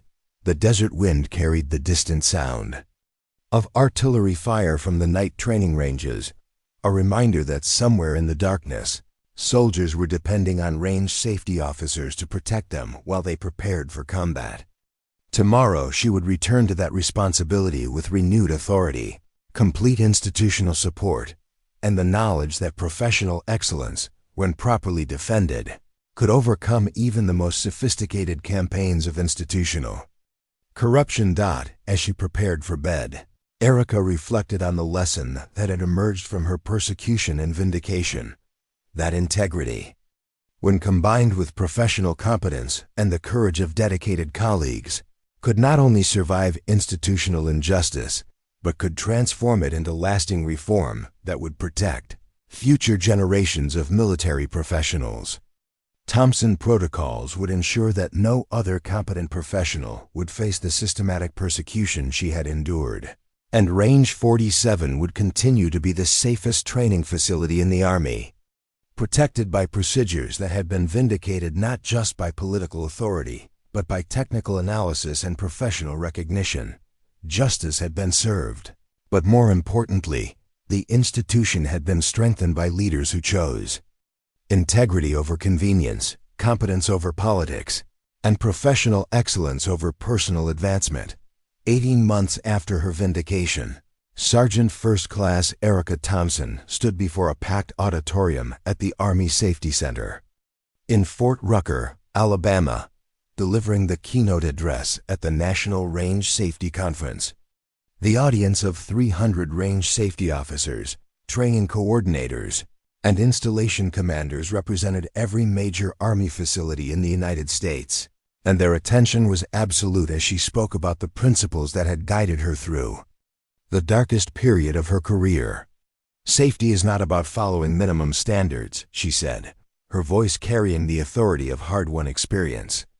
Safety is about understanding that every procedure we implement, every protocol we enforce, and every standard we maintain exists to protect the most valuable asset our Army possesses, the soldiers who serve our nation. The conference had become an annual pilgrimage for safety professionals throughout the military, drawn not just by technical presentations, but by the opportunity to hear from someone who had faced institutional persecution and emerged with both her integrity and her career intact. The Thompson protocols had been implemented at installations worldwide, but their creator remained focused on the practical work of protecting soldiers' lives. In the front row sat Master Sergeant Angela Davis, now the Senior Safety NCO for the entire 4th Infantry Division, and Master Sergeant Carlos Rodriguez, who had been selected for promotion to Sergeant Major and assignment to the Pentagon Safety Oversight Office. The colleagues who had risked their careers to defend Erica had found their own professional paths, enhanced by their demonstration of moral courage and institutional loyalty. After her presentation, Erica was approached by Lieutenant Colonel Sarah Bennett, the former Inspector General who had conducted the original investigation that led to her removal. Bennett had requested this meeting specifically to address the role she had played in Erica's persecution and to discuss the lessons learned from that institutional failure. Sergeant First Class Thompson, I owe you a personal apology for my role in what happened at Fort Morrison. I allowed myself to be manipulated by Colonel Harrison's narrative without conducting the independent, technical analysis that your case required. Bennett had undergone her own professional reckoning following the revelation of Harrison's systematic campaign. Her failure to recognize the manipulation had led to enhanced training for Inspector General personnel and new procedures for investigating allegations against technical specialists. Ma'am, the important thing is that the system eventually worked. The truth emerged, justice was served, and institutional reforms were implemented to prevent similar situations in the future. But at what cost? Bennett asked. You suffered weeks of persecution, had your reputation attacked, and were removed from a position where you were protecting soldiers' lives. The system should have protected you from the beginning, not required extraordinary intervention to correct an obvious injustice. This conversation reflected broader discussions occurring throughout the Army as the Thompson protocols were implemented and their implications understood. The case had become a landmark example of how institutional politics could compromise safety standards and how professional competence could be threatened by personal agendas. The following morning, Erica visited the Fort Rucker Range facilities, where she observed training exercises conducted according to safety protocols that had been refined based on lessons learned from her experience. The Thompson protocols had standardized safety procedures across installations, provided protection for safety professionals who implemented measures exceeding regulatory minimums, and created oversight mechanisms to prevent abuse of authority. In Personnel Actions. Captain Jennifer Walsh, now a major and the installation's senior training officer, accompanied Erica during her facility tour. Walsh had been one of the unit commanders whose testimony might have been solicited against Erica, but who had instead provided evidence of her professional competence and dedication to soldier safety. "Ma'am, I want you to know that your case fundamentally changed how we think about the relationship between command authority and technical expertise. The Thompson protocols have created space for professionals to apply their judgment without fear of political retaliation." The protocols had indeed transformed military culture in ways that extended far beyond range safety. They had established principles for protecting technical professionals, created procedures for investigating allegations against specialists, and implemented oversight mechanisms to prevent abuse of command authority. That afternoon, Erica received a surprise visitor at her hotel, Brigadier General Patricia Martinez, who had been promoted to Major General and was now serving as the Army's Deputy Chief of Staff for training. Martinez had specifically scheduled time during the conference to meet with Erica and discuss the long-term impact of her case on military institutions. "Erica, I want to share something with you that might help you understand the broader significance of what happened at Fort Morrison. Your case became a catalyst for examining institutional culture throughout the Army, not just safety procedures, but the way we protect competence, reward integrity, and prevent abuse of authority." Martinez revealed that the Army's senior leadership had used Erica's case as the foundation for comprehensive reforms addressing institutional culture, professional protection, and command accountability. The reforms extended beyond the Thompson protocols to encompass promotion systems, assignment procedures, and training programs for senior officers. The Chief of Staff specifically cited your case during testimony before Congress about military personnel policies. He described it as an example of how institutional courage by enlisted leaders could force necessary reforms and protect the Army's most valuable traditions. The institutional impact was extraordinary, but Martinez also shared personal reflections about the leadership lessons that had emerged from the case. Your willingness to maintain professional standards despite personal cost, combined with the courage of your colleagues to defend you publicly, demonstrated a level of institutional integrity that reminded us why the Army's enlisted leadership is the backbone of our profession. 2 days later, Erica returned to Fort Morrison for the dedication of a new training facility that would bear her name, the Thompson Range Safety Training Center. The facility would train range safety officers from throughout the Army, educating them not just in technical procedures, but in the professional courage required to maintain standards despite political pressure.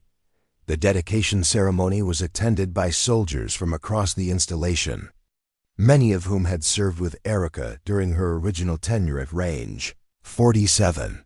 The ceremony also included several of the unit commanders who had provided testimony during Harrison's investigation, officers who had since become advocates for the institutional reforms that emerged from her case.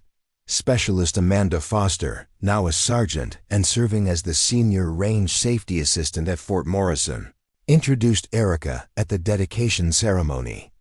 Foster had become something of a legend herself, known throughout the installation as the young soldier who had documented Harrison's abuse of authority and provided crucial evidence for his prosecution.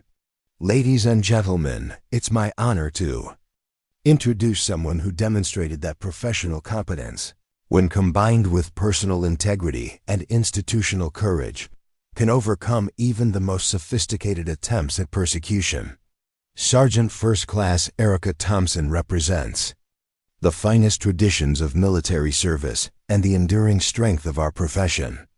The ceremony included the unveiling of a plaque that would remind future generations of safety professionals about the principles that Erica had defended, dedicated to the proposition that competence should be rewarded rather than punished, that integrity should be protected rather than persecuted, and that the Army's strength lies in the character of those who serve with honor rather than those who serve with political skill. After the ceremony, Erica walked through Range 47, where afternoon training exercises were being conducted according to the safety procedures she had developed and refined over 8 years of dedicated service. The procedures had been vindicated, not just by political authority but by technical analysis, professional recognition, and institutional adoption throughout the Army. Master Sergeant Rodriguez approached her near the observation tower where her persecution had begun 18 months earlier. "Erica, I want you to know that young safety officers throughout the Army study your case not just for the technical lessons, but for the example of professional courage under pressure. Carlos, the most important lesson is that individual integrity, when supported by institutional courage, can create lasting change that protects future generations of professionals." As the sun set over the Arizona desert, Erica reflected on the journey that had taken her from persecution to vindication, from isolation to institutional recognition, from professional destruction to lasting legacy. The Thompson protocols would ensure that future safety professionals could apply their expertise without fear of political retaliation, and the cultural changes that had emerged from her case would protect competence throughout the military. That evening, she received a call from Sergeant Major Klein, who was now serving as the Army's senior enlisted advisor for safety operations. "Erica, I wanted you to be the first to know that you've been selected for promotion to Master Sergeant and assignment as the Senior Range Safety Instructor at the Army Safety Center. You'll be responsible for training the next generation of safety professionals and ensuring that the lessons from your case are preserved for future leaders." The assignment represented not just personal vindication, but institutional recognition that her expertise and experience were valuable resources for the entire Army. She would have the opportunity to influence safety procedures throughout the military, train young professionals in technical competence and institutional courage, and ensure that the principles she had defended would guide future generations. As she prepared for the next chapter of her career, Erica thought about the soldiers whose lives had been protected by her thoroughness, the colleagues who had demonstrated institutional courage by defending her publicly, and the reforms that had emerged from her persecution. The Thompson protocols had become more than safety procedures. They had become symbols of the Army's commitment to protecting competence, rewarding integrity, and preventing abuse of authority. The desert wind outside her quarters carried the distant sound of artillery fire from the night training ranges, a reminder that somewhere in the darkness, soldiers were depending on range safety officers to protect them while they prepared for combat. Tomorrow, young safety professionals throughout the Army would apply the Thompson protocols, implement procedures she had developed, and maintain standards she had defended through the darkest period of her career. The legacy was secure, the principles were protected, and the institution was stronger because leaders had chosen integrity over convenience, competence over politics, and professional excellence over personal advancement. The ocean of military service stretched endlessly before future generations, but they would navigate it guided by procedures, principles, and precedents that honored the finest traditions of military professionalism. In installations across the world, young soldiers were learning that excellence would be protected rather than persecuted, that competence would be rewarded rather than punished, and that the Army's future depended not on its weapons or technology, but on the character of those who chose to serve with honor. The Thompson protocols would endure as monuments to the truth that sometimes the most powerful victories are won not through superior firepower, but through superior character, and that real leadership is not about the power to punish, but about the wisdom to protect those who serve with excellence. Master Sergeant Erica Thompson stood at the podium of the Pentagon's largest briefing room, facing an audience that would have been unimaginable during her darkest days at Fort Morrison. Before her sat the Army's entire senior leadership, the Chief of Staff, the Sergeant Major of the Army, division commanders from around the world, and the congressional delegation responsible for military oversight. The occasion was the 5th anniversary of the Thompson Protocols, and she had been invited to present the comprehensive analysis of their impact on military safety and institutional culture. "Distinguished guests," she began, her voice carrying the confidence of someone who had transformed personal persecution into institutional progress. 5 years ago, the Army faced a choice between protecting political convenience and defending professional excellence. The decision to choose excellence has fundamentally transformed how we develop, protect, and reward the military professionals who serve our nation. The statistics she presented were staggering.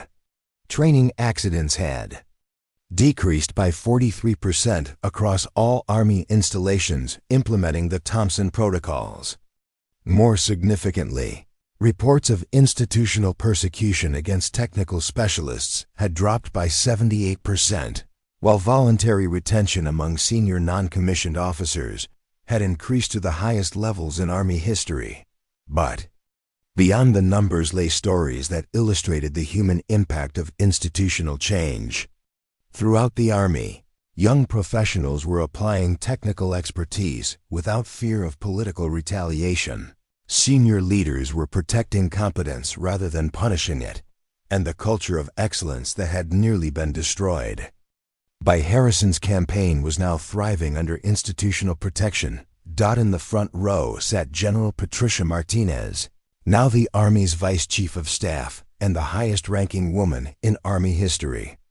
Beside her was Sergeant Major Rodriguez, who had been selected as the Army's senior enlisted advisor for professional development. The colleagues who had risked their careers to defend Erica were now leading the institutional reforms that had emerged from their collective courage. After her presentation, Erica was approached by Congressman Michael Chun, the chairman of the House Armed Services Committee, who had been following the Thompson Protocols implementation since their inception. "Master Sergeant Thompson, your case has become required reading at the military academies, not just for the technical lessons, but for the demonstration of institutional integrity under pressure." Chun revealed that military leadership programs throughout the government were using Erica's story to teach principles of moral courage, professional ethics, and institutional reform. Her persecution and vindication had become a case study in how individual integrity could catalyze systematic change when supported by colleagues willing to risk their careers for principle. Congressman, the most important lesson is that institutions are only as strong as the individuals who have the courage to defend their values when those values are under attack. That afternoon, Erica visited Walter Reed National Military Medical Center, where she had been invited to speak with wounded soldiers recovering from training accidents. The visit was part of her ongoing commitment to connect safety procedures with their human impact, ensuring that young professionals understood why technical excellence mattered beyond regulatory compliance. In the rehabilitation ward, she met Specialist David Kumar, a young soldier who had lost his left leg in a training accident at an installation that had not yet fully implemented the Thompson Protocols. Kumar's injury had resulted from exactly the type of backstop failure that Erica's procedures were designed to prevent, making their conversation both painful and purposeful. "Ma'am, I've been following your story since my accident. I want you to know that what happened to me makes your fight even more important. If other soldiers don't have to experience what I've been through because of your procedures, then maybe something good can come from this." Kumar's courage and perspective reminded Erica why she had endured persecution rather than compromising her standards. Every safety procedure she had implemented, every protocol she had defended, and every principle she had maintained existed to prevent exactly the type of tragedy that had changed Kumar's life forever. Later that evening, Erica attended a private dinner hosted by the Secretary of the Army, where she was presented with the Distinguished Service Medal, the Army's second highest peacetime decoration. The award citation specifically noted her extraordinary dedication to soldier safety, exceptional professional competence under pressure, and inspirational leadership that catalyzed institutional reforms, protecting military professionals throughout the service. But the evening's most meaningful moment came when she was approached by Lieutenant Sarah Foster, the former specialist who had documented Harrison's abuse of authority and provided crucial evidence for his prosecution.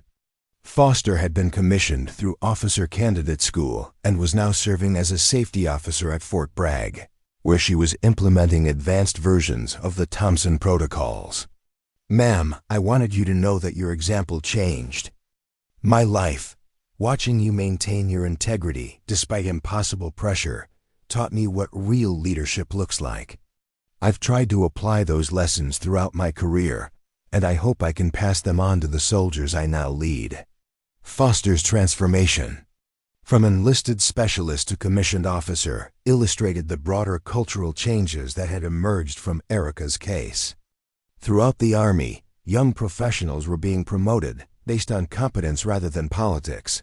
Technical expertise was being valued over institutional compliance, and moral courage was being rewarded rather than punished. The following day brought Erica's final official duty in her current assignment, the graduation ceremony for the Advanced Range Safety Course at Fort Rucker, where she had spent 3 years training the Army's next generation of safety professionals. The 60 graduates represented installations throughout the Army, and they would return to their units carrying not just technical knowledge but understanding of the institutional courage required to maintain standards despite pressure. Her farewell address to the graduating class, Erica shared the personal lessons that had sustained her through persecution and guided her through vindication. Professional excellence is not just about following procedures or implementing regulations. It's about understanding that your competence protects lives, your integrity preserves institutions, and your courage creates opportunities for future generations to serve with honor. Among the graduates was Sergeant Jennifer Walsh, daughter of the former Captain Walsh who had defended Erica during Harrison's investigation. The younger Walsh had specifically requested assignment to range safety operations because of her mother's stories about Erica's professionalism and the institutional changes that had emerged from her case. "Ma'am, my mother always said that watching you maintain your standards, despite persecution, was one of the most inspiring examples of military leadership she ever witnessed. She made sure I understood that being a professional means protecting excellence even when it's difficult." That afternoon, Erica received her new assignment orders, which would take her to Fort Leavenworth as the senior instructor for the Army's Command and General Staff College. She would be responsible for teaching field-grade officers about institutional leadership, professional ethics, and the protection of competence within military organizations.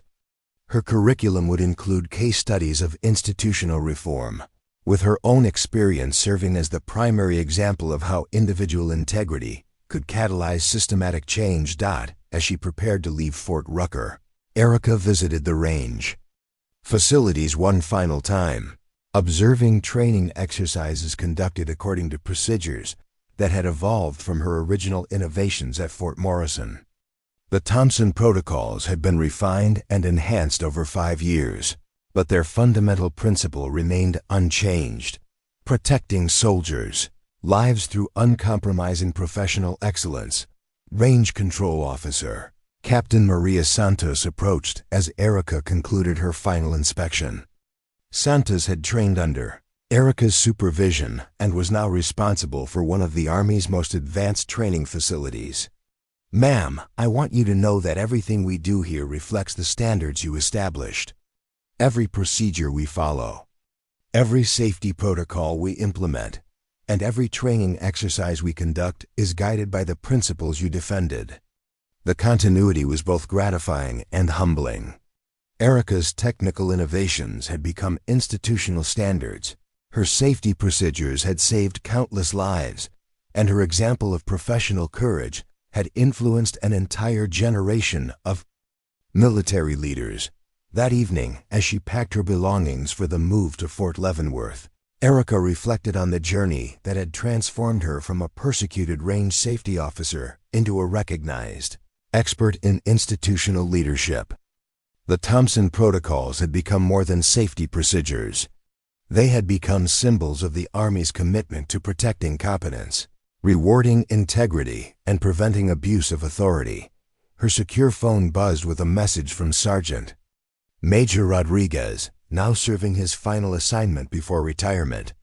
Erica, the Army announced today that the Thompson protocols are being adopted by all military services. Your procedures will now protect professionals throughout the Department of Defense. The expansion to joint service implementation represented the ultimate vindication of principles that had once made her a target for persecution.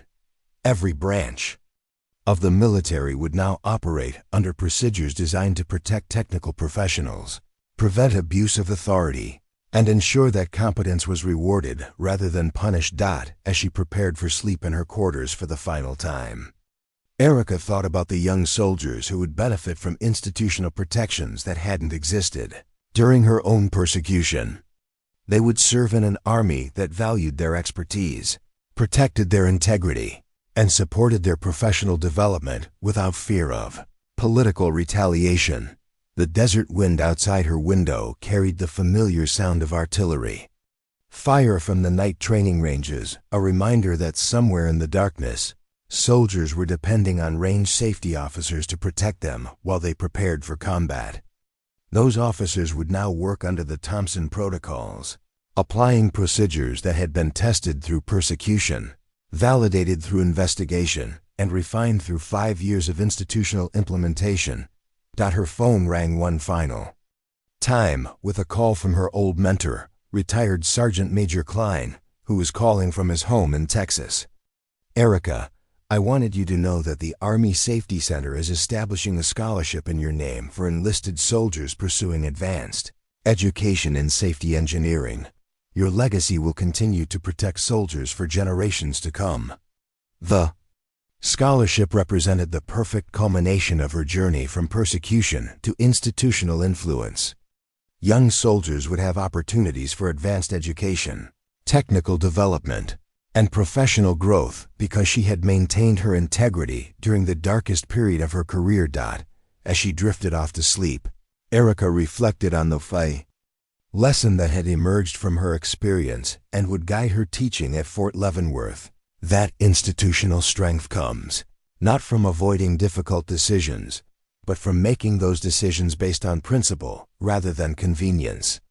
The Army was stronger because 40 senior NCOs had chosen to defend a colleague rather than remain silent, because investigators had pursued truth rather than accepting convenient narratives, and because senior leaders had implemented reforms rather than protecting institutional inertia. Tomorrow would bring new challenges and opportunities, but they would be met by an army that had learned to protect its finest professionals rather than sacrifice them to political expedience. The Thompson protocols would endure as monuments to the truth that excellence, when properly defended, becomes the foundation upon which great institutions stand. In her final thoughts before sleep, Master Sergeant Erica Thompson understood that her greatest victory was not personal vindication, but institutional transformation. Young professionals throughout the military would serve with confidence that their competence would be protected, their integrity would be valued, and their courage would be rewarded. The Army's future was secure in the hands of leaders who had learned that real strength comes not from the power to punish excellence, but from the wisdom to protect and nurture it. The Thompson protocols would continue long after she retired, protecting soldiers whose names she would never know, preventing accidents she would never witness, and ensuring that the Army's commitment to excellence would never again be compromised by the personal agendas of those who mistook authority for leadership. Up next, you've got 2 more standout stories right on your screen. If this one hits the mark, you won't want to pass these up. Just click and check them out. And don't forget to subscribe and turn on the notification bell so you don't miss any upload from us.